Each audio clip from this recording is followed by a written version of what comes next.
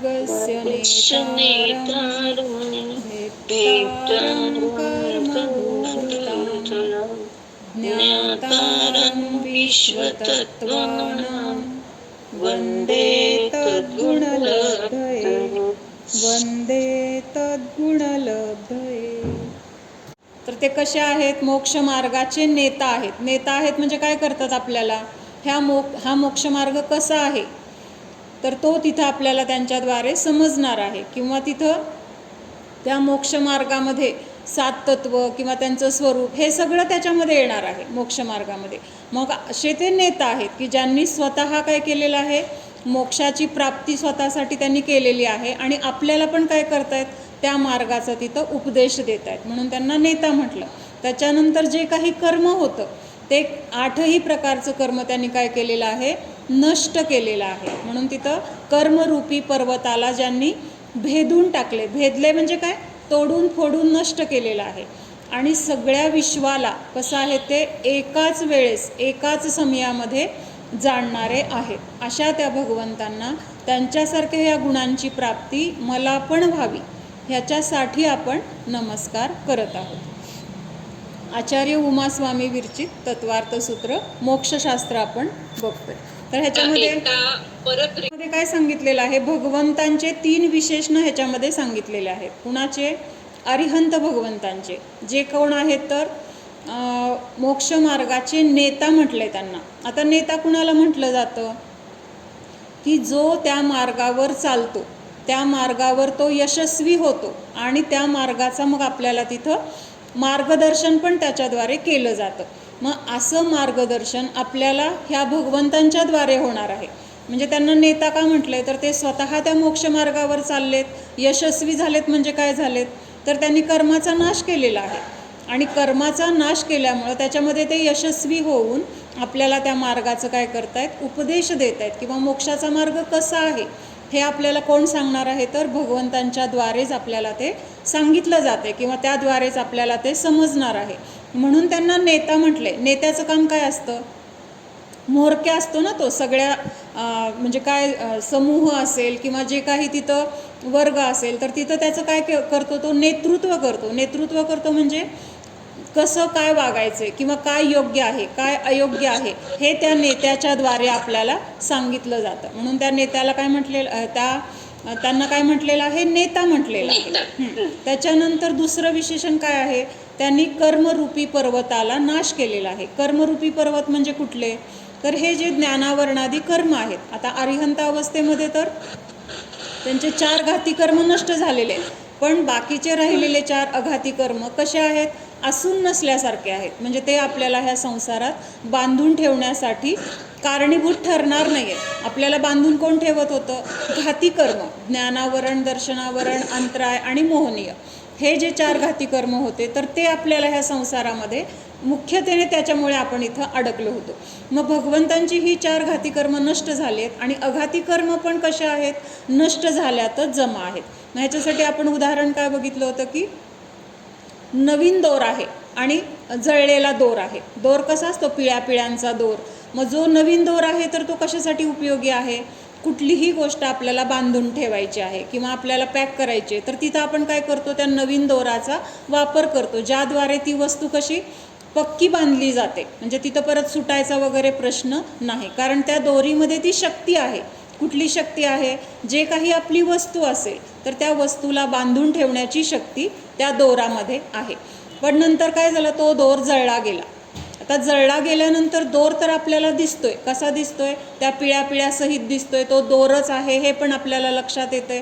पण आता तो जळलेला दोर तिथं ती वस्तू बांधायसाठी आपण वापरला तर ती आपल्याला बांधली जाणार आहे का वस्तू? का बरं बांधली जाणार नाही? तर त्याच्यामध्ये बांधून ठेवण्याची जी शक्ती होती तर ती शक्ती आता काय झालेली आहे? नष्ट झालेली आहे. ती बांधून ठेवण्याची शक्ती म्हणजे घाती कर्म आणि जळलेलं ती घाती कर्म नष्ट झालंय. आता ती दोर कसा आहे? तर जळलेला दोर आहे. मग आता तो जळलेला दोर म्हणजे काय? अघाती कर्म. अघाती कर्म आहेत पण ते अघाती कर्म संसाराला बांधून ठेवण्यामध्ये त्यांच्यामध्ये ती शक्ती नाही आहे. त्यामुळं तिथं भगवंतांना काय म्हटलेलं आहे? त्यांनी कर्मरूपी पर्वताचा त्यांनी नाश केलेला आहे. त्याच्यानंतर आता तिसरं विशेषण काय आहे?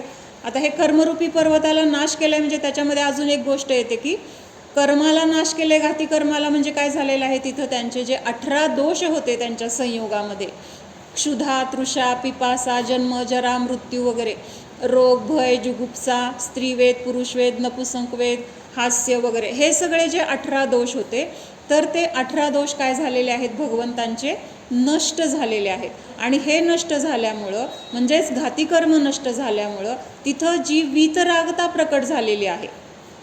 काय प्रकट झालेली आहे तिथं? वीतरागता. वीतरागता कशाला म्हटलेलं आहे?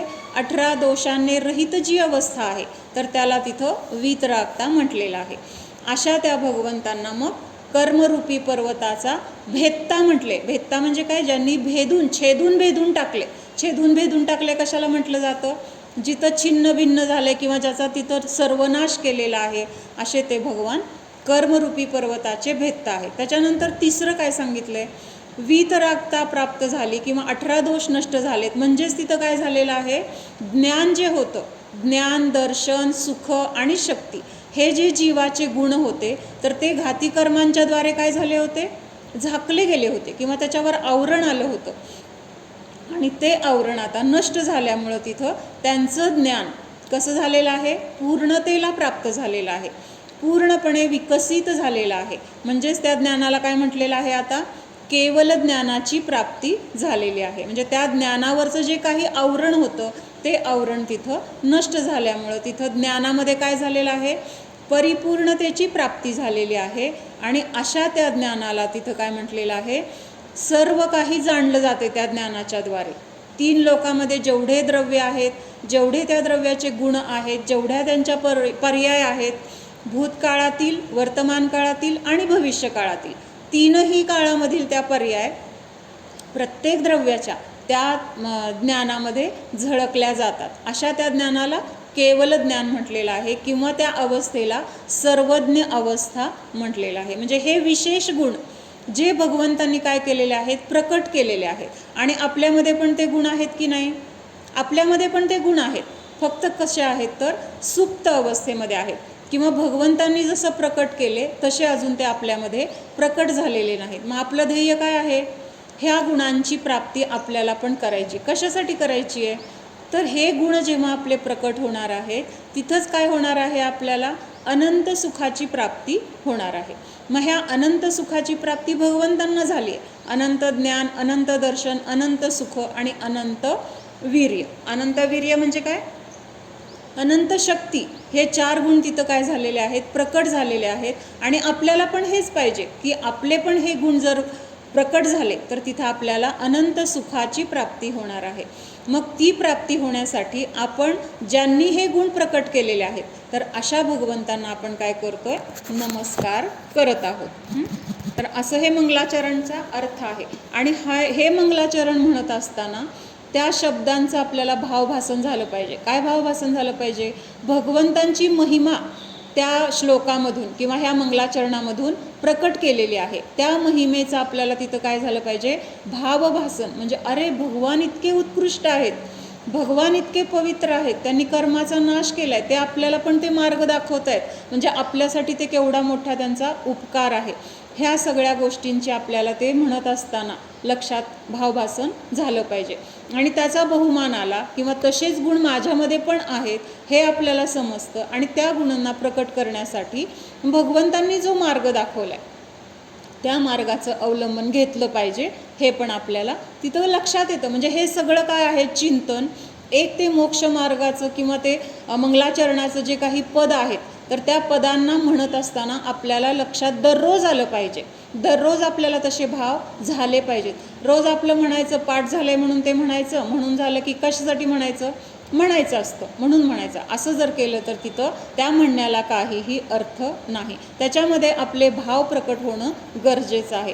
कारण हे भावच आपल्याला काय करणार आहेत? त्या गुणांची प्राप्ती करून देणार आहेत. भगवान आपल्याला गुणांची प्राप्ती करून देणार नाही आहेत. भगवान काय करणार आहेत? मार्ग दाखवणार आहेत. आणि त्या मार्गावर आपल्याला चालायचे. आपण तिथं स्वतः त्याच्यावर काय करायचे? पुरुषार्थ करून ते मार्गाचं अवलंबन आपल्याला घ्यायचे. म्हणून तिथं कोणाला करायचं आहे पुरुषार्थ? मला स्वतःला. का तर ते गुण माझ्यामध्ये आहेत आणि मलाच ते प्रकट करावे लागतील. दुसरा कोणीही मला ते गुण प्रकट करून देणार नाही. फक्त एवढं आहे की आपल्याला मार्ग जो दाखवणार आहेत तर तो मार्ग आपल्याला भगवंतांकडून मिळणार आहे. म्हणून भगवंतांना नमस्कार करणं किंवा भगवंत आपले आदर्श आहेत त्यांच्याबद्दल आपल्यामध्ये भक्तिभाव, त्यांचा विनय किंवा त्यांच्याबद्दलचा बहुमान असणं गरजेचं आहे. निक्षेप बघत होतो. निक्षेप म्हणजे काय? लोकव्यवहार चालण्यासाठी काही गोष्टी आहेत की आपण तिथं त्या गोष्टींमध्ये नावाची कल्पना करतो किंवा एखाद्या वस्तूमध्ये त्याची कल्पना करतो किंवा एखादी घटना अजून घडली नाही किंवा पूर्वी घडून गेली तरी पण ती घटना तिथं आहे असं आपण तिथं कल्पना करतो किंवा प्रत्यक्षात त्यावेळी त्या गोष्टीचा अनुभव करत असताना त्या क्रियेला ते निक्षेप असं म्हणतो. म्हणजे आता काय आहेत निक्षेप म्हणजे ह्याचा अर्थ काय? तसं मानणं किंवा तसं त्याच्यामध्ये भाव ग्रहण करणं. म्हणजे आता 4 निक्षेपांची नावं कुठली आहेत? नाम निक्षेप, स्थापना निक्षेप, द्रव्य निक्षेप आणि भाव निक्षेप. आता इथं थोडंसं ह्याच्यात स्पष्टीकरण करायचं आहे की द्रव्य निक्षेपमध्ये द्रव्य घ्यायचं नाही आहे आपल्याला. काय म्हटलं? द्रव्य निक्षेप म्हणतो आपण. म्हणजे आता जीवद्रव्य किंवा तिथं ते पुद्गल द्रव्य असं तिथं घ्यायचं नाही आहे. तर तिथं काय घ्यायचं आहे? द्रव्य निक्षेप म्हणजे तिथं पूर्वी ती घटना घडून गेलेली आहे किंवा ती घटना पुढं घडणार आहे. ह्या दोन्ही गोष्टींचा आत्ता वर्तमानामध्ये असलेल्या गोष्टीवर तिथं त्याचं काय करायचं आहे? आरोप केला जातो. म्हणजे आता ती भूतकाळातली अवस्था पण आत्ता नाही आहे किंवा भविष्यामधली होणारी अवस्था पण आत्ता नाही. आत्ता काय आहे? एकतर ती क्रिया घडून गेली किंवा ती क्रिया घडणार आहे. तरी पण आपण आत्ता वर्तमानामध्ये जी अवस्था आहे त्या अवस्थेवर भूतकाळाचा तरी आरोप करतो किंवा भविष्यकाळाचा तरी आरोप करतो. ह्याला काय म्हटलेलं आहे? द्रव्य निक्षेप म्हटलेलं आहे. ह्याच्यासाठी उदाहरणाच्या द्वारेच आपल्याला हे लक्षात येतं. नुसतं असं व्याख्या बघितलं तर कदाचित लक्षात येणार नाही. मग आता एखाद्या मुलाने काय केलं आहे? B.Edला ॲडमिशन घेतले. म्हणजे आता त्याला पुढं जाऊन काय होणार आहे? तो शिक्षक होणार आहे. मग शिक्षक होण्यासाठी आत्ता त्यांनी काय केलेलं आहे? ॲडमिशन घेतले. म्हणजे तो अजून शिकतोय, अजून शिक्षक झालेला नाही. तरी पण एकदा तिथं ॲडमिशन मिळालं की त्याला आपण काय म्हणणार? शिक्षक, तुम्ही काय सर आहे, सर आले असं बोललं जातं. अजून प्रत्यक्षात डिग्री आली का हातामध्ये? डिग्री आलेली नाही आहे. कुठल्या शाळेमध्ये ते शिकवत आहेत म्हणून त्यांच्यावर तसं म्हटलं जातं आहे असं आहे का? नाही. फक्त आता पुढं काही काळानंतर ते शिक्षक होणार आहेत हे तिथं काय झालं आहे? निश्चित झाले. किंवा एखादे शिक्षक रिटायर झालेले आहेत. त्यांचं जे काही शिक्षणाचा काळ होता शिकवण्याचा तर ते त्यांचं वय आता संपलेलं आहे. त्यामुळं त्या सेवेमधून ते निवृत्त झालेले आहेत. आता शाळेत जात नाही आहेत किंवा घरी पण कुणाला शिकवत नाही आहेत तरी पण त्यांना काय म्हटलं जातं? अमुक अमुक सर, हे शिक्षक आहेत, सर आले. म्हणजे आता त्यांच्याशी बोलताना आपण शिक्षक म्हणून बोलतोय. आता ते शिकवण्याची क्रिया करतायत का? नाही. म्हणजे पूर्वी शिक्षक होते किंवा काही पुढं शिक्षक होणार आहेत ह्या दोन क्रियांचा आत्ता वर्तमानामध्ये काय केला जातो? आरोप केला जातो. त्याला काय म्हटलेलं आहे? द्रव्य निक्षेप. द्रव्य म्हणजे जीवद्रव्य, महावीरांचा जीव किंवा अजून कुठल्या दुसऱ्या व्यक्तीचा जीव असं तिथं द्रव्यमध्ये घ्यायचं नाही. आपण एरवी 6 द्रव्य वगैरे म्हणतो तर ते द्रव्याचं तिथं काय आहे? तो भाव इथं नाही आहे. हेच आपल्याला निक्षेपामधून समजून घ्यायचं आहे. म्हणजे कुठला शब्द कुठल्या अपेक्षेने लावला आहे किंवा कुठल्या अपेक्षेने तिथं सांगितला गेला आहे ती अपेक्षा लक्षात येणं ह्यालाच काय म्हटलेलं आहे? निक्षेप म्हटलेलं आहे. नाहीतर मग हे जर आपल्याला नीट समजलं नाही तर मग काय होतं? आपल्याला चुकीचं ज्ञान होणार. चुकीचं ज्ञान झालं तर आपल्याला जे हवं ते मिळणार का? मग चुकीच्या ज्ञानाने म्हणजे आता आपल्याला वर्गामध्ये जे काही शिकवले ते समजलंच नाही आहे. काहीतरी आपण आपल्याला वाटतंय समजलं म्हणून पण काय केलं आहे? आपण चुकीचं समजून घेतलं आहे. तिथं एक क्रिया आणि आपल्याला वाटते की अशी आहे. मग ते आपण पेपरमध्ये तो प्रश्न आल्यानंतर जे आपल्याला समजलं होतं ते लिहिलं आहे. मग आपल्याला तिथं मार्क किती पडणार? आता ज्ञान तर आपल्याला झालं होतं पण योग्य ज्ञान नव्हतं झालं. त्यामुळे तिथं पेपरमध्ये जरी लिहिलं आपण पेपर तरी मार्क तिथं किती मिळणार आहेत? पान भरून जरी लिहिलं तरी मार्क तिथं 0 मिळणार आहेत. म्हणजे निक्षेप का समजून घ्यायचा आहे? तर कुठल्या शब्दाचा काय अर्थ आहे आणि त्याचा अर्थ तिथं कसा आहे ह्या दोन्ही गोष्टी आपल्याला तिथं समजण्यासाठी हे निक्षेप महत्त्वाचे आहेत. मग आता हे उदाहरण इथं आपल्याला बसते की द्रव्य निक्षेप. द्रव्य निक्षेपमध्ये जर आपण तिथं महावीर भगवंतांचं द्रव्य असं म्हटलं तर द्रव्य म्हणजे जीवद्रव्य, तर तिथं ते चुकीचा अर्थ घेतला जातोय. लक्षात येते का काय म्हणायचे? म्हणजे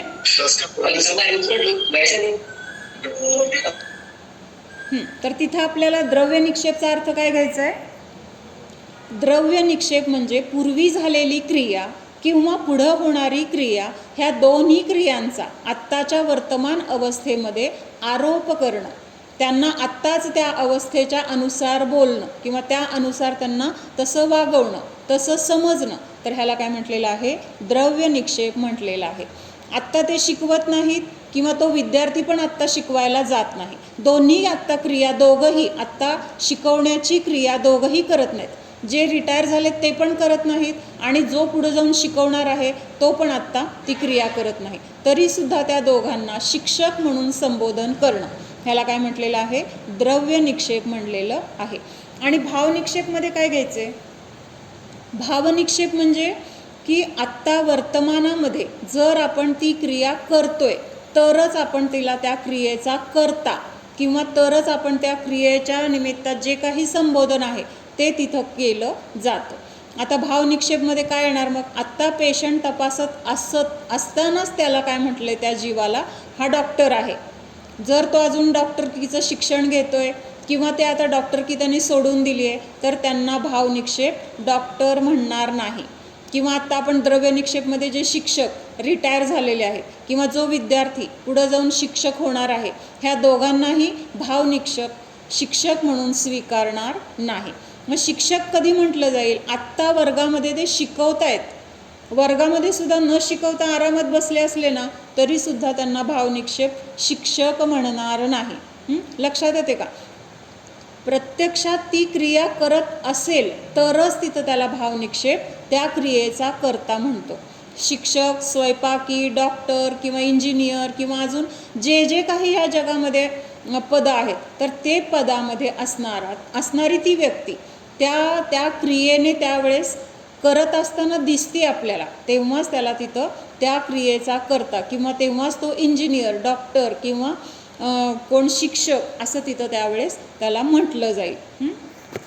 मग आता महावीर भगवंतांचा जीव त्यांना म्हणजे आता महावीर भगवंतांच्या म्हणजे महावीर भगवान आता दोन प्रकाराने आपण इथं बघतोय. स्थापना निक्षेपमध्ये पण महावीर भगवान बघतोय आणि भाव निक्षेपमध्ये पण महावीर भगवान बघतोय. पण दोन महावीर भगवंतांच्या अवस्थामध्ये तिथं फरक आहे, हे लक्षात घ्या. आत्ता मंदिरामध्ये जे महावीर भगवान आहेत तर ते कुठल्या अपेक्षेने त्यांना महावीर भगवान म्हणतोय आपण? स्थापना निक्षेप म्हणजे तिथं प्रत्यक्षात तर ते नाही आहेत, पण त्यांची तिथं आपण प्रत्यक्षात ते आहेत असं कल्पना करतोय. त्या मूर्तीमध्ये प्रत्यक्षात भगवान तिथं आहेत. अरिहंत अवस्थेमध्ये जसे ते समोसरणामध्ये होते, समोसरणामध्ये कसा उपदेश देत होते तसाच उपदेश आपल्याला इथं भगवंतांकडे बघितल्यावर मिळतोय असं आपण मानतोय. तर ती कुठली अवस्था आहे भगवंतांची? मूर्तीची जी अवस्था आहे, महावीर भगवानांची मूर्ती आहे मंदिरामध्ये, तर ती कुठली अवस्था आहे त्यांची असं म्हणता येईल? आत्ता अरिहंत अवस्थेमधली मूर्ती आहे. ती कुठली अवस्था विचारत होते ना मी, तर ती मंदिरातल्या मूर्तीची अवस्था कुठली आहे? तर ते अरिहंत अवस्थेतली ती मूर्ती आहे. बरोबर आहे. समोसरणामध्ये कोण विराजमान असतं? अरिहंत भगवान, तीर्थंकर. हां, मग मंदिरामध्ये आपण तीर्थंकर आहेत, अरिहंत भगवान आहेत असं म्हणून त्यांची स्थापना केलेली आहे. मग ते स्थापना निक्षेप झाला. पण द्रव्य निक्षेपाने आपण त्यांना हे सिद्ध आहेत असं म्हणू शकतो, कारण काही दिवसांनी ते महावीर भगवानच म्हणजे आत्ता झालेले आहेत. आत्ता म्हणजे 2500 वर्षापूर्वीच ते मोक्षाला गेलेत, सिद्ध अवस्थेला प्राप्त झालेत. पण आपण मंदिरामध्ये मूर्तीमध्ये त्यांची कल्पना आत्ता ते वर्तमानात आहेत अशी करतोय ना. लक्षात येते का मला काय म्हणायचं? ते जरी सिद्ध अवस्थेला प्राप्त झाले असले तरी आपण त्यांच्याकडं अजून ते अरिहंत अवस्थेमध्ये आहेत, वर्तमानामध्ये त्यांचं सद्भाव आहे असं समजून आपण त्यांना काय करतोय? तिथं नमस्कार करतोय. मग ह्या स्थापना निक्षेपमध्ये आता थोड्या दिवसांनी आपण तिथं ते स्थापना निक्षेप असलं तरी प्रत्यक्ष भगवान आहेत समजतोय, म्हणजेच थोड्या दिवसांनी त्या भगवानांची कुठली अवस्था होणार आहे? अघाती कर्म संपल्यानंतर सिद्ध अवस्था होणार आहे. म्हणून मग द्रव्य निक्षेप हेच करतोय ना, एकतर भावी अवस्था बघतोय किंवा भूतकाळातली अवस्था बघतोय. मग आता वर्तमानामध्ये ते अरिहंत आहेत, तर द्रव्य निक्षेपाने आपण त्यांना हे सिद्ध आहेत असं म्हणू शकतो. कुठल्या अपेक्षेने? द्रव्य निक्षेपाने. लक्षात येते का द्रव्य निक्षेपाने कसं म्हटलं? वर्तमानामध्ये आता विद्यमान कोण आहेत? सिमंदर भगवान आहेत विधेय क्षेत्रामध्ये. तर आत्ता आपण त्यांना द्रव्य निक्षेपाने ते सिद्ध आहेत असं म्हणू शकतो. अजून तर ते तिथं विद्यमान आहेत विधेय क्षेत्रामध्ये, त्यांची दिव्यध्वनी कीर्ती आहे, तिथं आपल्यासारखे जीव जाऊन त्या दिव्यध्वनीला ऐकतायत. तरी पण द्रव्य निक्षेपाने त्यांना आपण सिद्ध म्हणू शकतो. का? तर भविष्यामध्ये ते होणार आहेत सिद्ध. थोड्या दिवसांनी त्यांचं आयुकर्म संपल्यानंतर, अघाती कर्म संपल्यानंतर ते सिद्ध अवस्थेला प्राप्त होणार आहेत. हा विषय कुणाचा आहे? द्रव्य निक्षेपाचा. कारण द्रव्य निक्षेप काय करतोय? भूतकाळातल्या पर्यायाला तरी धरतोय किंवा भविष्यात होणाऱ्या पर्यायाला तरी तो आत्ताच पकडतोय. म्हणून तिथं सिमंदर भगवान ह्यांना आपण आत्ता द्रव्य निक्षेपाने काय म्हणू शकतो? ते सिद्ध आहेत किंवा सिद्ध भगवान, सिमंदर सिद्ध भगवान असं तिथं आपण द्रव्य निक्षेपाने म्हणू शकतो. म्हणजे भाव निक्षेप कशाला म्हणायचं लक्षात आलं का? वर्तमानामध्ये आत्ता प्रेझेंट आत्ता ते क्रिया करत असेल तरच. काय म्हणतोय? समजा आता जेवायला बसलोय तर तो खाणारा आहे, आता चालतोय तर तो चालणारा आहे. म्हणजे त्यावेळेस भाव निक्षेपाने ती क्रिया करताना दिसला तरच त्याला तिथं भाव निक्षेप म्हटलं जाणार आहे. लक्षात आलं हे सगळं? आणि द्रव्य निक्षेपाने त्यांना अरिहंत म्हणू शकतो, कारण त्यांची अरिहंत ही अवस्था भूतकाळामध्ये होऊन गेलेली आहे. बरोबर आहे की नाही? द्रव्य निक्षेपामध्ये भूतकाळातली पण पर्याय पकडली जाते. म्हणून ते पूर्वी अरिहंत अवस्थेत होते, म्हणून त्यांना आत्ता द्रव्य निक्षेपाने अरिहंत म्हणू शकतो. आणि भाव निक्षेपाने मात्र त्यांना आत्ता फक्त सिद्धच म्हणता येईल. भाव निक्षेप आत्ताची वर्तमान पर्याय पकडतो, भूत आणि भविष्यातली पर्याय भाव निक्षेपाला मान्य नाही. तो द्रव्य निक्षेपाचा विषय आहे. करताना आता म्हणू शकतो ना, भाव निक्षेपाने ते पंतप्रधान आहेत. भाव निक्षेप आता ते पंतप्रधान पदावर जे जे कामं आहेत ते त्यांची चालू आहेत ना.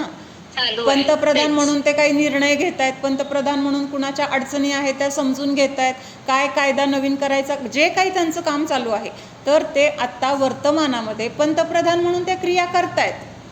पण काही वर्षापूर्वी ते गुजरातचे मुख्यमंत्री होते, मग द्रव्य निक्षेप त्यांना मुख्यमंत्री म्हणेल. थोड्या दिवसांनी ते रिटायर होतील, द्रव्य निक्षेप त्यांना तेव्हा पण पंतप्रधान म्हणेल.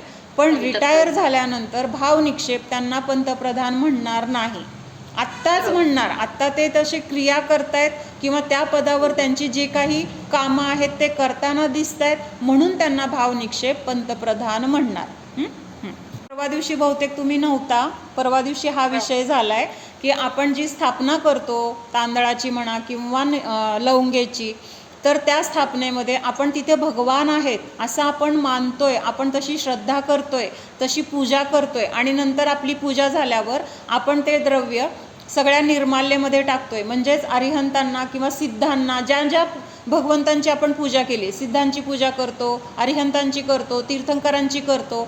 मग ज्यांची पूजा आपण तिथं कल्पना म्हणून केलेली आहे, तर ते सगळं द्रव्य आपण तिथं काय करतोय? त्या निर्माल्यामध्ये टाकत असताना त्या भगवंतांना पण त्याच्यात टाकून दिल्याचे दोष आपल्याला लागतात. म्हणून एकतर समोर मूर्ती आहे, मग तिथं मूर्ती असल्यानंतर तांदळात किंवा लवंगेमध्ये स्थापना करायची गरज नाही. दुसरी गोष्ट, आपण स्थापना म्हणणार आहोत, आव्हानं तिष्ठ तिष्ठ सगळं स्थापना वगैरे सगळं म्हणणार आहोत. पण म्हणत असताना तुम्ही प्रत्यक्ष तर मंदिरात आहात भगवान, पण आता माझ्या मनामध्ये या, माझ्या मनरूपी सिंहासनावर तुम्ही या, तिथं विराजमान व्हा आणि तिथंच तुम्ही थांबा, मला सोडून जाऊ नका, माझ्या जवळच राहावा. काय म्हणजे असं त्यात अत्र अत्र तिष्ठ तिष्ठ ठठ स्थापनम, म्हणजे तिथंच तुम्ही स्थानापन्न व्हा आणि मला सोडून जाऊ नका, असा त्या पदाचा अर्थ आहे. आणि तो अर्थ आपण अशा पद्धतीने घ्यायचा आहे किंवा असाच अर्थ तिथं योग्य आहे. जर आपण तिथं तसं स्थापना करतोय, परत विसर्जन करणं म्हणजे ते गणपतीचं वगैरे विसर्जन करतो, तसा अर्थ इथं घ्यायचा नाही. तसा अर्थ घेतला तरी पण चुकलं. म्हणजे इतर लोकांची मान्यता आपल्यामध्ये आली, गणपतीची स्थापना केली 10 दिवस, देवीची स्थापना केली 10 दिवस, आणि 10 दिवस झालं की आता त्यांना आपण पाण्यात टाकून दिलं, म्हणजे त्यांचं विसर्जन केलं. असं विसर्जन नाही आहे. विसर्जन कशाचं करायचं आहे? आपण विसर्जन म्हणतो तेव्हा काय म्हणतो मावशी? विसर्जन म्हणतो, विसर्जन पाठ म्हणतो. शांतीपाठ नंतर आपण विसर्जन पाठ म्हणतो तेव्हा काय म्हणतो आपण? विसर्जन. हां, बरोबर आहे. म्हणजे विसर्जन पाठचा अर्थ काय येतोय तिथं? विन जाने वा जानके, म्हणजे जे काही कळत न कळत माझ्याकडून चुका घडल्या पूजा करत असताना, म्हणत असताना, किंवा परिणामाच्या द्वारे पूजा करतोय, चढवतोय आणि मनामध्ये दुसरे विचार आहेत, कशाय आहेत, असं ज्या ज्या पद्धतीने आपलं तिथं पूजा करत असताना चुकलेलं आहे, जे दोष घडलेले आहेत, त्या दोषांचं आपण तिथं विसर्जन करतोय. हे त्या दिवशी मला सांगायचं राहिलं, नंतर आठवलं. आत्ता विचारलं तुम्ही, बरं झालं सुनंदा मावशी. तर विसर्जन म्हणजे तिथं जी स्थापना केली आहे त्याचं विसर्जन केलं असं जर म्हटलं तर तिथं ते गणपतीचं वगैरे जसं करतात ना तसा अर्थ होईल. आपल्यामध्ये अशा पद्धतीचं विसर्जन नाही. किंवा भगवंतांना बोलवा, या या या म्हणायचं आणि आता आमचं काम झालं, आता तुम्ही जावा तुमच्या तुमच्या घरी. म्हणजे भगवान आपण बोलवल तेव्हा त्यांनी यायचं आणि जायचं, म्हणजे ते रिकामे आहेत का? किंवा ते इतक्या मोठ्या पदावर आहेत, अरिहंत सिद्ध, आणि आपण त्यांना बोलवायचं का आपण त्यांच्याजवळ जायचं? म्हणजे आता पूजा झालं म्हणजे मला हे म्हटलं तरी ते चुकीचं वाटतं बरं का, की भगवंतांना म्हणायचं आता पूजा करायची, तुम्ही या इथं थांबा, मग पूजा करायची, आणि आता आमची पूजा झाली, आता जाओ अपने अपने स्थान, तुम्ही तुमच्या जागेवर जावा. हां, ते सब मेरे मन बसो चोवीसो भगवान असं म्हटलं तर चालतंय. ते सब जाओ कृपा करे अपने अपने स्थान. तर हे मला काही म्हणजे अभिनय वाटतो किंवा त्याच्यामध्ये मोठ्यांचा अपमान केल्यासारखं वाटतं. जावा आता तुम्ही तुमच्या घरी. म्हणजे शाळा सुटल्यानंतर किंवा ट्युशन सुटल्यावर पोरांना काय म्हटलं जातं? जावा आता तुम्ही. मावशी, आणि ह्या बरोबर आहेत, हेच म्हणते मी पण रोज. शब्द वेगळे वेगळे असतील पण हे सगळे बरोबर आहेत. हा, मेटो सकल विभाव म्हणजे काय? हा, आवागमन म्हणजे काय? बरोबर. आवागमनचा अर्थ काय? आवा म्हणजे येणं, येणं म्हणजे जन्म घेणं, आणि गमन म्हणजे मरण. म्हणजे हे जे जन्म मरण आमचं अनादी काळापासून चाललेलं आहे, तर ते जन्म मरण आमचं काय करा आता तुम्ही? आवागमन मिटाओ. काय आवागमन रहित. तिथं हे वाक्य चालतंय की ते सब मेरे मन बसो चोवीसो भगवान, हे पण चालेल. किंवा आवागमन मेटो सकल विभाव, माझे सर्व विभाव भाव नष्ट हो. बरोबर. माझा सर्व विभाव भाव नष्ट हो. भाव नाही, विभाव भाव नष्ट हो. राग द्वेष आदी भाव नष्ट हो. बरोबर. असे भाव. भाव तर पहिल्या शब्दात आलं ना, आवागमन मध्ये भाव आले सगळे. अजून आपण माझ्या ज्ञानाचा उपयोग माझ्यामध्ये स्थापित व्हावा, हा निश्चयाने अर्थ घेऊन तसा स्थापित करायचा आहे. बरोबर. म्हणजे स्वतःच्या आत्म्याला तिथं जाणून माझ्या आत्म्यामध्येच माझी स्थापना हो. म्हणजे काय? तर बाहेरच्या सगळ्या विकल्पातून माझी सुटका हो, माझा उपयोग माझ्यामध्ये राहिला. म्हणजे मी माझ्या आत्म्याला जाणण्यामध्येच तिथं काय आहे तर लीन आहे. तर त्यावेळेस बाहेरचा कुठला विषय तिथं राहत नाही. म्हणून विसर्जनचा अर्थ खूप जण असा घेतात की आता ती स्थापना केली ना, त्याचं विसर्जन केलं, त्याचं विसर्जन करा. ह्याचा अर्थ ते गणपतीचं जसं इतर समाजामध्ये कुठल्या देवाचं त्यांचं विसर्जन वगैरेचे प्रकार आहेत, तर ते आपल्यामध्ये तसं केल्यासारखं होतं. म्हणजे हे काय झालं? मिथ्यात्व झालं.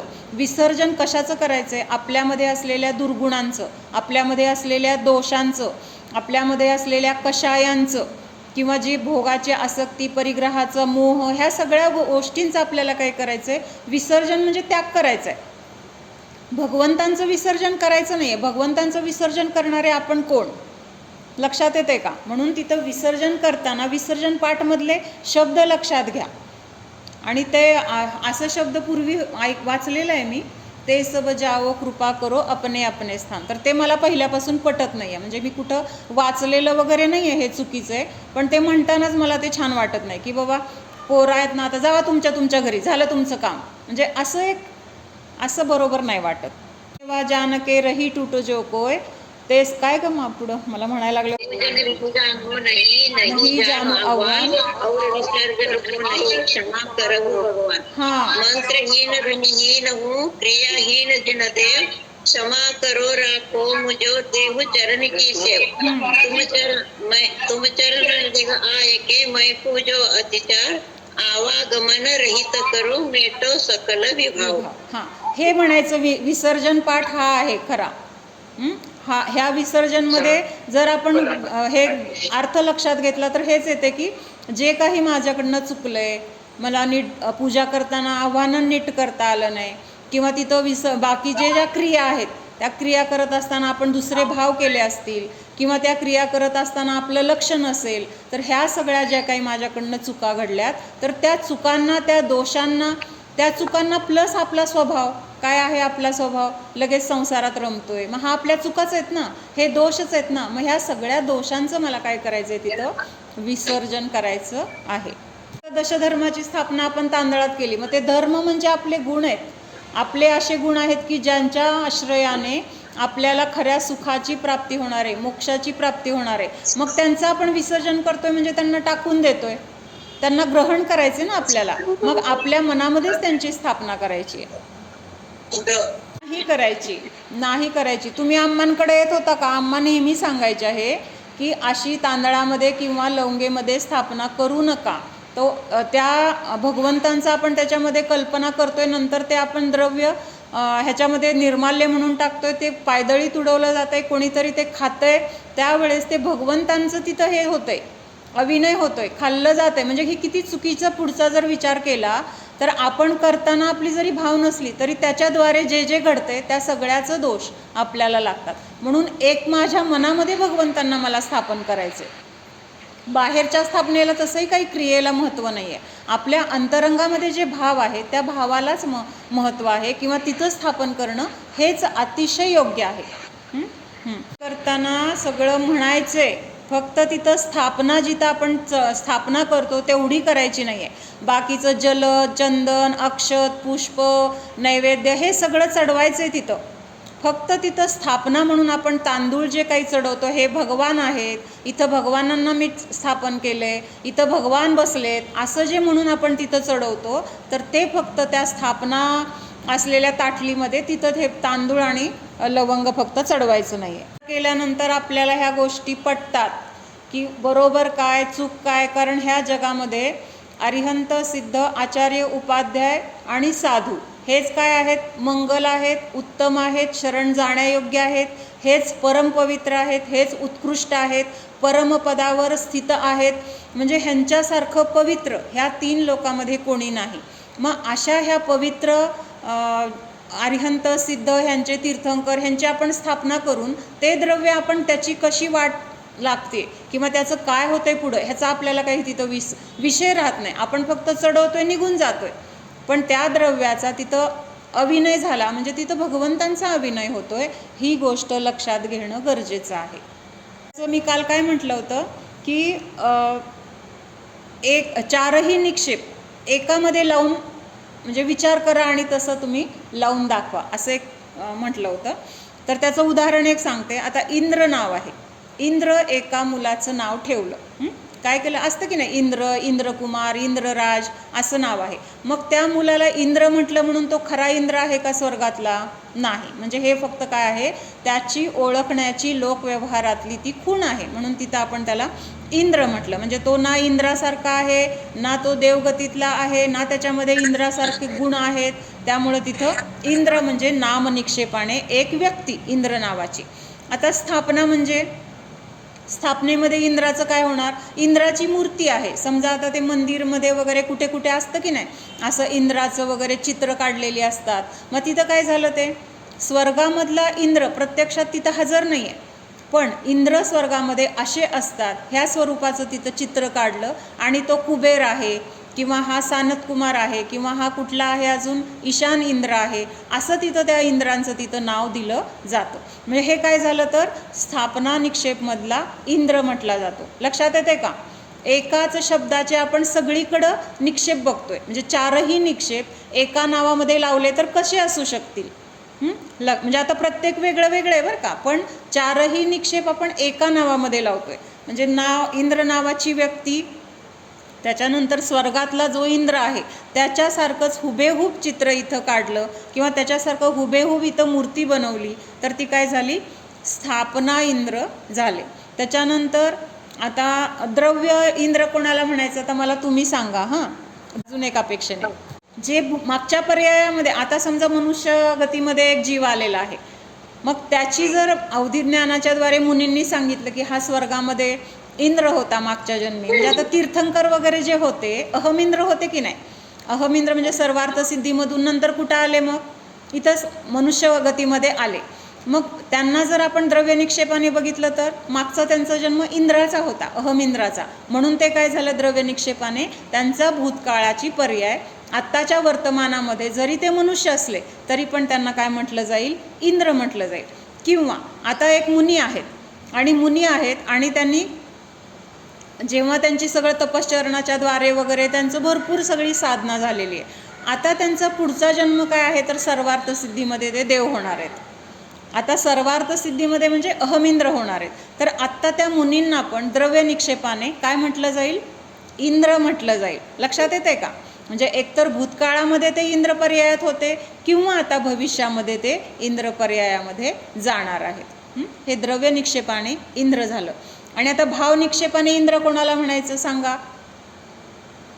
भाव निक्षेपाने आता जे इंद्र आहेत, आत्ता जे स्वर्गामध्ये इंद्र आहेत, इंद्र म्हणून तिथं ते वावरत आहेत, अहमिंद्र किंवा कुबेर, हे सगळे जे इंद्र आहेत 100 प्रकारचे इंद्र, तर त्या 100 प्रकारच्या इंद्रांना आत्ता तिथं काय म्हटलेलं आहे, भाव निक्षेपाने इंद्र असं म्हटलेलं आहे.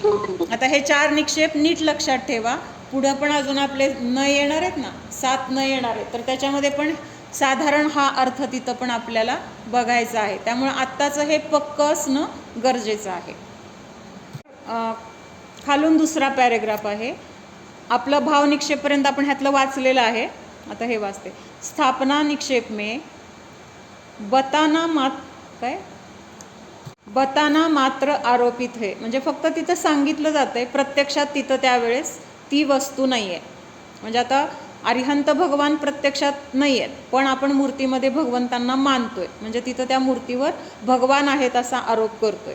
उसमें वह मूल वस्तू कदापि नहीं है, प्रत्यक्षात अरिहंत भगवंतांचा जीव किंवा तीर्थंकरांचा जीव त्या मूर्तीमध्ये आलेला नाही, पण आपण मानतोय की नाही तसं, म्हणून तिथं काय म्हटलेलं आहे, आरोपित कथन. द्रव्य निक्षेप में वह भविष्य में प्रकट होगी अथवा भूतकाल में थी, दोनों के बीच सामान्यता इतनी ही है कि वर्तमान काल में वह दोनों में विद्यमान नहीं है.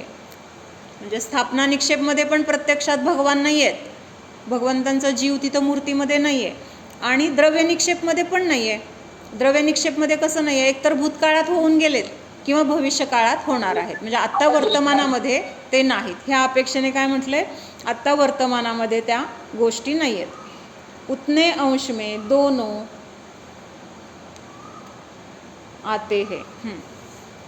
5वें सूत्र का सिद्धांत, भगवान के नाम निक्षेप और स्थापना निक्षेप शुभ भाव के निमित्त है. आता हे समजून आपला फायदा काय आहे किंवा आपल्याला आपल्या जीवनामध्ये ह्याचा उपयोग काय आहे तर ते सांगितले. भगवानांचा नाम निक्षेप म्हणजे नुसतं आता आपल्याला प्रत्यक्षात इथं भगवान नाही आहेत, पण नुसतं अरिहंत अरिहंत अरिहंत असं म्हटलं, महावीर भगवानांचे जाप दिले किंवा 24 तीर्थंकरांचे जाप दिले, तर ते काय झालं, तिथं त्या नावाने आपण फक्त शब्द उच्चारतोय तरीसुद्धा ते काय आहे, आपल्या शुभ भावाला किंवा शुभ परिणाम होण्यासाठी ते निमित्त आहे. आणि प्रत्यक्षात मंदिरात तर आपण मूर्ती वगैरे स्थापना निक्षेप, तिथं भगवंतांना बघितल्यावर आपले भाव कसे होतात, प्रत्येकाला अनुभव आहे की नाही, घरी असणारे आपले परिणाम आणि आपण मंदिरात गेल्यानंतर भगवंतांच्या मूर्तीकडे पाहत असताना आपले भाव कसे असतात, किती तिथं शांतता,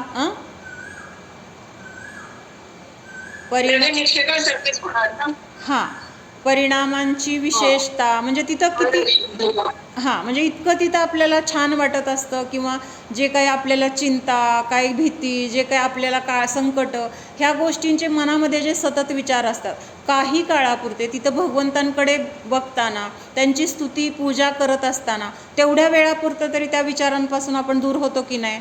म्हणजेच त्या विचारांपासून दूर झालो म्हणजे काय झालं, तिथं परिणाम आपले शांत झाले किंवा निराकूल झाले तेवढ्या वेळासाठी. म्हणजे हे स्थापना निक्षेप आपल्यासाठी किती महत्त्वाचं आहे हे सांगितलंय. इसलिए व्यवहार है, द्रव्य निक्षेप निश्चयपूर्वक व्यवहार होने से अपनी शुद्ध पर्याय थोड़े समय के पश्चात प्रकट होगी यह सूचित करता है. आता द्रव्य निक्षेप काय सांगतो की आता मुनी आहेत, त्यांचं काय चाललेलं आहे, ध्यान चाललेलं आहे, शुद्धोपयोगामध्ये लीन आहेत.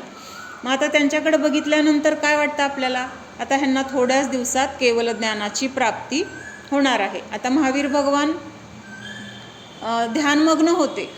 किती दीक्षा घेतल्यानंतर 12 वर्ष काय केलं त्यांनी, तपश्चर्या केली मौन अवस्थेमध्ये. मग त्यावेळेस चंदनबालासारखं काय विचारायची, कोण महावीरांच्या दर्शनाला जाऊन आलं, त्यांना केवल ज्ञान झालं का, त्यांना केवल ज्ञान झालं का. म्हणजे तिला काय असं तर ओढ होती की कधी ह्यांना केवल ज्ञान होतंय.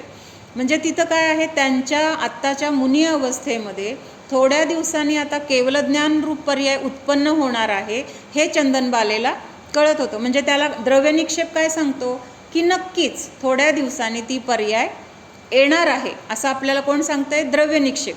म्हणजे आता तो मुलगा त्याने ॲडमिशन घेतलेलं आहे आणि ॲडमिशन घेतलं आहे म्हणून आपण त्याच्यावर आरोप करतो की तो शिक्षक आहे. पण ती पर्याय काय सांगते, ॲडमिशन घेतलं आहे म्हणजे थोडे दिवसांनी हा शिक्षक होणारच आहे. लक्षात येते का, काय सांगते ती पर्याय, थोडे दिवसांनी तो शिक्षक होणारच आहे हे तिथं आपल्याला द्रव्य निक्षेपाच्या द्वारे समजते. भावनिक्षेप निश्चयपूर्वक अपनी शुद्ध पर्याय होने से धर्म है ऐसा समजना चाहिए. आणि सगळ्यात उत्कृष्ट काय आहे, आत्ता मी माझ्या आत्मस्वरूपामध्ये राहिलं की तिथं मला काय आहे, निराकुलता आहे, तिथं शुद्ध स्वरूपाची अनुभूती आहे, तिथं कसलंही दुःख नाही, आकुलता नाही किंवा कसले रागद्वेष नाहीत.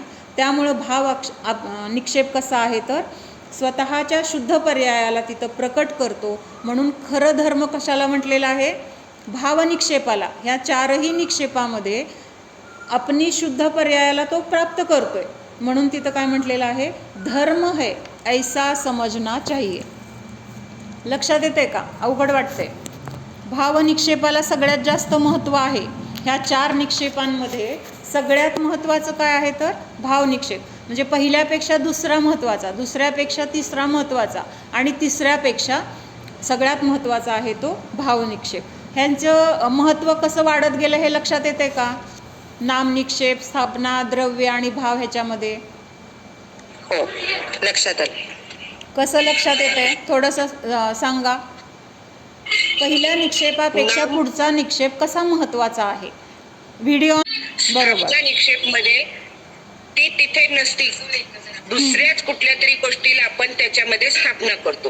म्हणजे ती व्यक्ती नाही किंवा गुण नाही, पण तरीही त्यामध्ये गुण आहेत, दुसऱ्यामध्ये गुण आहेत. स्थापना निक्षेपमध्ये भगवंतांचे गुण बघतोय ना आपण, तिथं भगवानच आहेत. म्हणजे नाम निक्षेपापेक्षा स्थापना निक्षेप का महत्त्वाचा, नाम निक्षेपामध्ये गुण नव्हतेच, तिथं फक्त नाव होतं. आणि इथं काय आहेत आता स्थापनामध्ये, तिथं ते गुण पण आहेत. म्हणून तिथं नाम निक्षेपापेक्षा स्थापना निक्षेप हा महत्त्वाचा आहे. त्याच्यानंतर द्रव्य निक्षेप, तो का जास्त महत्त्वाचा आहे स्थापनापेक्षा. द्रव्य निक्षेप मध्ये भूतकाळात ते होऊन गेलेले तरी आहेत किंवा भविष्य काळात ते बनणार आहेत. म्हणजे ते द्रव्य तिथं आत्ता आहे. म्हणजे त्या द्रव्याची ती अवस्था पूर्वी तरी झाली आहे किंवा पुढं तरी होणार आहे.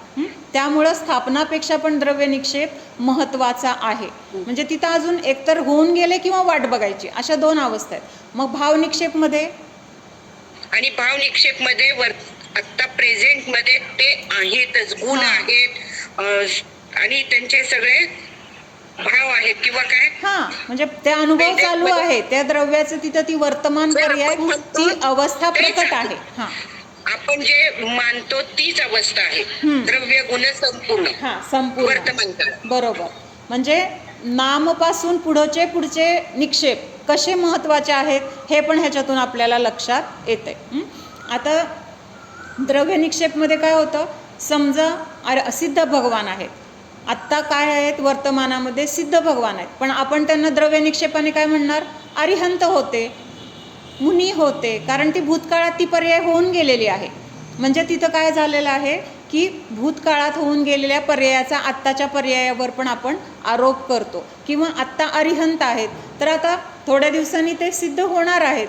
म्हणजे ते द्रव्य आत्ता वर्तमानात आहे, फक्त ती पर्याय अजून प्रकट होणार आहे. त्यामुळे द्रव्य निक्षेप कसा आहे, स्वतः त्या पर्यायाला एकतर आधी तरी ती पर्याय झालेली आहे किंवा पुढची जी पर्याय होणार आहे ती पण कशी आहे, तर शुद्ध पर्यायच उत्पन्न होणार आहे. म्हणजे तिथं स्थापनापेक्षा पण द्रव्य निक्षेप महत्त्वाचा झाला. आणि भाव निक्षेप म्हणजे आत्ता वर्तमानामध्ये सिद्ध भगवान आहेत, आत्ता वर्तमानामध्ये तिथं अरिहंत भगवान समोसरणामध्ये विराजमान आहेत.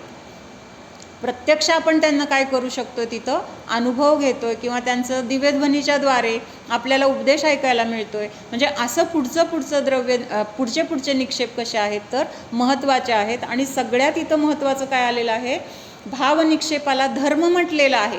का धर्म म्हटलंय, ती पर्याय आपण जगतोय. एखादा अधिकारी आहे तर तो अधिकारी जोपर्यंत त्या खुर्चीवर आहे किंवा त्या अधिकाराची सूत्र त्याच्या हातात आहेत तोपर्यंत तो काही निर्णय घेऊ शकतो त्या अधिकाराच्या ह्याच्याखाली. पण पूर्वी होऊन गेलेला आहे तर तेव्हा त्याच्या हातात, आता होऊन गेलेला आहे म्हणल्यावर आत्ता अधिकार नाही आहेत. कळलं का, म्हणजे तो अधिकारी होता पण आता रिटायर झाला आहे. आता तेव्हाचे अधिकार त्याच्या हातात आत्ता आहेत का, नाही आहेत.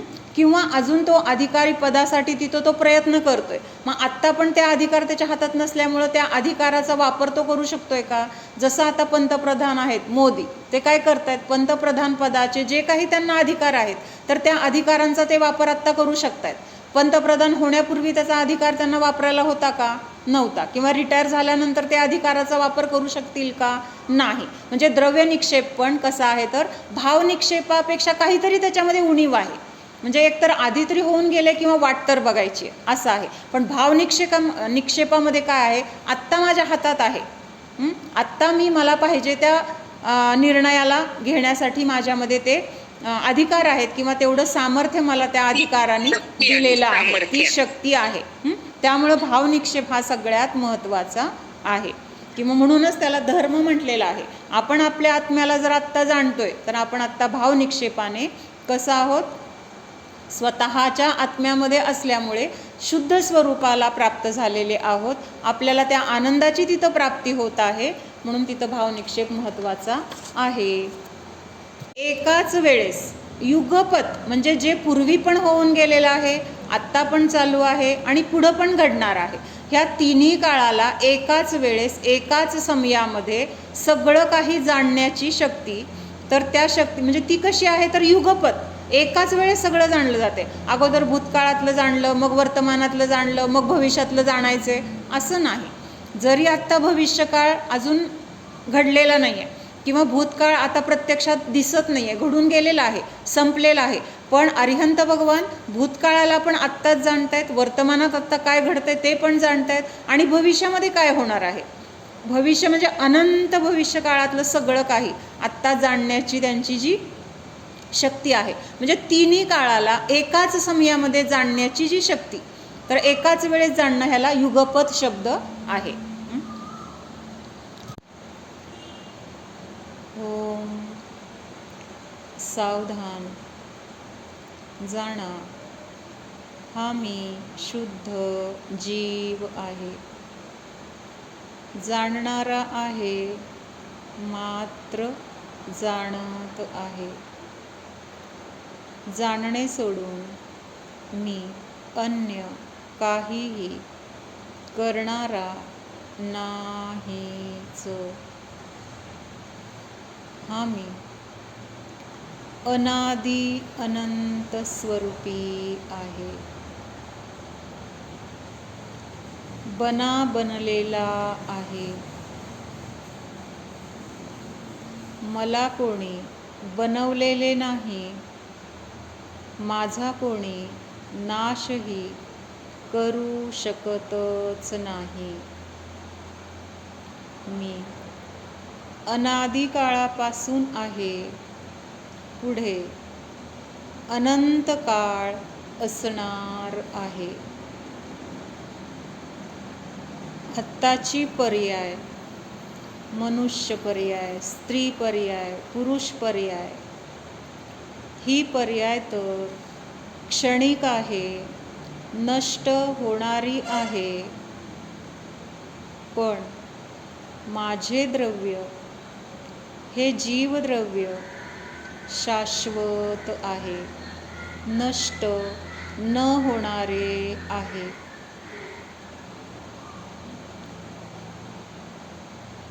या जाणण्याने सर्व प्रकारचे भय नष्ट होते. अनादि अनंत स्वरूपाला जाणले तर जन्म मरणाची भीती राहत नाही. शरीराची, रोगांची, शरीर नष्ट होण्याची भीती राहत नाही. ही मनुष्य पर्याय म्हणजे मी नाही. मी तर मात्र या पर्यायाला जाणणारा जीव आहे. अजर अमर स्वरूपी आहे. अजर म्हणजे वृद्धावस्थेने रहित, सर्व प्रकारच्या रोगाने रहित असा मी अजर स्वरूपी आहे. अमर म्हणजे या मरणाने मी रहितच आहे. माझा जन्म मरण होतच नाही.